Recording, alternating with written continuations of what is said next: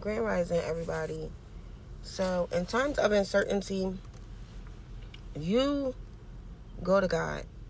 Like, there is a situation going on right now where I gotta move, and I'm set firm on moving.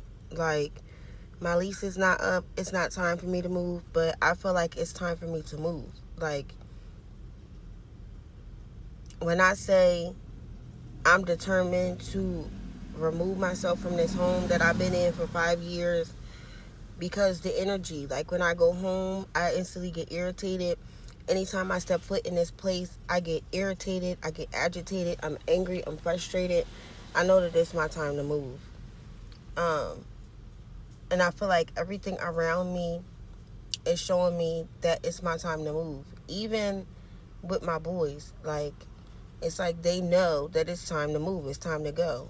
Like, I've been looking at houses, and I've been really, when I say I've been looking at houses, I've been really looking at houses. I've been comparing prices because people can charge you whatever they want to charge you. I went to see a house. My mom liked the house. The kids loved the house. But I feel like they would like anything because they know it's time to move.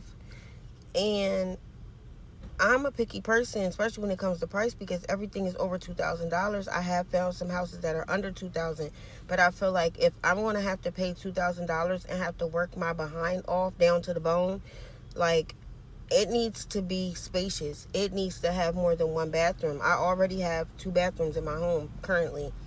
Um, it needs to have a basement. It needs to be a finished basement. I don't need water draining down in my basement.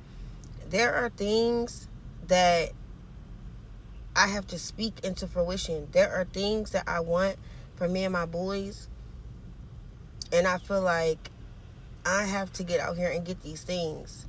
I had a conversation with my stepmom one day. I was on my way to work, and I was going really far. It was like the place I was going to was like an hour away, and I was in literal tears because there is something that I never shared with her. There was something that this was something we never spoke about. And after the conversation, she was like, I'm going to help you, and I'm just like, without me even having to ask for help, without me even having to mention what I need.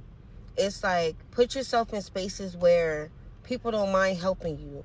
Put yourself in spaces where, with people that really love you for you, genuinely love you for you, and genuinely want to help you, and genuinely want to see you do well. She's like, you've been struggling financially, and I feel like you should not have to be struggling financially. Like, you're doing everything on your own. You should not have to worry about like how you're going to pay your bills, how you're going to take care of your kids. You should be able to save money, have money in the bank so you can treat yourself, do something good for yourself. Like, I feel like because I'm so used to figuring things out on my own, I'm so used to having to work 1,000 jobs, 1,000 hours, figuring stuff out. I was put in a situation where I didn't want to have to ask for help. I don't like asking for help. The past 6 months, I've had to ask for more help than I wanted to. And it's an uncomfortable feeling. And when you are raised as a hyper independent woman, you don't feel comfortable asking for a bottle of water, let alone, can you help me pay my rent? Can you help me, get my kids this or that? Can you help me put gas in my car? Because I don't have enough money because my paycheck was short, or they cut my hours, or I got canceled because I'm working agency. When I tell you this season that I'm in, I'm standing in expectancy for myself. This current season that I'm in, I know that God has something major in store for me and my children, but the work has to be done. You understand what I'm saying? Like, there are certain things that I have to do for myself, and I have to stand firm on those things in order for this big thing to come into fruition. I feel like sometimes we attach ourselves to people, places, and things that are detrimental for us. And because of love, because of, comfort, because of complacency, like, we will accept and endure certain things when we don't have no business even dealing with these things in the first place. And I know I speak about this a lot, but I said all this to say, When there are things that you know that you want for your life, you have to get out here and put yourself in spaces and get yourself around people that have your best interests at heart. Things may look shaky. Things may look uncertain. You may feel depressed, stressed, anxious, unsure. My God. There are times where I have felt severely depressed and I didn't even want to get out of the bed to take my kids to school. There are times where I've been so depressed that I did not want to get up and go to a shift that I know I needed to go to work. You understand what I'm saying? But when you believe and you trust in the Most High that He's going to work it all out for you, I'm telling y'all, I don't know how it's going to work out, but I know it's going to work out. You get what I'm saying? Like, do I look stressed? Do I look worried? Do I look concerned? I know that God is going to work it out. So that's the thing. I'm in school full time. I graduate in December. I have 3 classes that I'm working on right now, and these are my last classes. So, I'm at the finish line when it comes to my associate program. There are so many things that I'm working on right now. I'm expecting a call or an email in reference to this huge job opportunity. And like I said, I'm standing in expectancy. Like, I'm not worried. I'm not flustered. I'm not frustrated. I'm just trying to be patient and wait for God, because I know if I go and move on my own devices, it's not going to work out well. So it's like, if you say you trust and you say you believe, actually believe. And if you say you trust in God, you will not be worried and or stressed.